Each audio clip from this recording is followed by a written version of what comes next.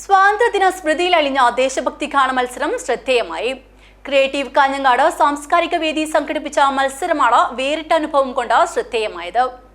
കാഞ്ഞങ്ങാട് മഹാകവി പി സ്മാരക മന്ദിരത്തിൽ നടന്ന ദേശഭക്തി ഗാന മത്സരങ്ങൾക്ക് തുടക്കം കുറിച്ച് ക്രിയേറ്റീവ് പ്രസിഡന്റ് സുകുമാരൻ ആശീർവാദ് ദേശീയ പതാക ഉയർത്തി. നമ്മുടെ ക്രിയേറ്റീവ് ഗാനങ്ങൾ സംഘടിപ്പിച്ച ജില്ലാതല ദേശഭക്തി കോർഡിനേറ്ററും സംഘടനയുടെ എക്സിക്യൂട്ടീവ് അംഗവുമായ ശ്രീ സുരേഷ് പെരിയങ്ങാട്ട് രണ്ട് വാക്ക് പറയാൻ ക്ഷണിക്കുകയാണ്. തുടർന്ന് നടന്ന ദേശഭക്തി ഗാന മത്സരം ക്രിയേറ്റിന്റെ ഉപദേഷ്ടാവും ചലച്ചിത്ര പിന്നണി ഗായകനും സംഗീതജ്ഞനുമായ ഡോക്ടർ കാഞ്ഞങ്ങാട് രാമചന്ദ്രൻ ഉദ്ഘാടനം ചെയ്തു. ഇന്നും ശരിക്കും പറഞ്ഞാൽ എൻ്റെ അച്ഛന്, അതായത് നമ്മുടെ കാഞ്ഞങ്ങാട് സംഗീത സംസ്കാരത്തിൻ്റെ ഒരു ഭാഗമായി ഒരുപാട് ശിഷ്യസമ്പത്തുകളെ നമ്മുടെ നാട്ടിന് വേണ്ടി വാർത്തെടുത്ത ഒരു മഹൽ വ്യക്തിത്വമാണ് എൻ്റെ അച്ഛനായ സി കെ പണിക്കർ ഭാഗവതൻ. അവർ നമ്മളെ വിട്ടുപോയതും ഈ ഒരു ദിവസമാണ്. ഇപ്പോൾ 10-22 വർഷമായി. അത് 2022 അച്ഛൻ പോയത്.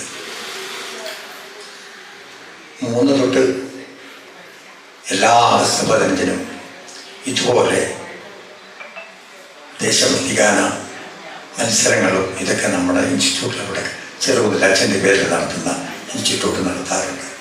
ഇന്നും അവിടെ പരിപാടി നടക്കാൻ പോവുകയാണ്. പക്ഷേ എന്തായാലും സുഖമില്ലെങ്കിലും എത്ര തിരക്കുണ്ടെങ്കിലും ഈ സന്നിധാനത്തിൽ ഞാൻ എത്തിയില്ലെങ്കിൽ അതിൻ്റെ അടയാളപ്പെടുത്തില്ലെങ്കിൽ ഒരു പ്രകാശം കിട്ടാതിരിക്കുമായിരുന്നു. പ്രസിഡന്റ് സുകുമാരൻ ആശീർവാദ് അധ്യക്ഷനായി. സെക്രട്ടറി വിനോദാവിക്കര സ്വാഗതം പറഞ്ഞു. ദേശഭക്തി ഗാനം കോർഡിനേറ്റർ സുരേഷ് പെരിയങ്ങാനം ആമുഖ പ്രഭാഷണം നടത്തി.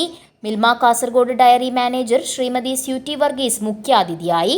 ഡോക്ടർ എം ശ്രീധരൻ സ്വാതന്ത്ര്യദിന സന്ദേശം നൽകി.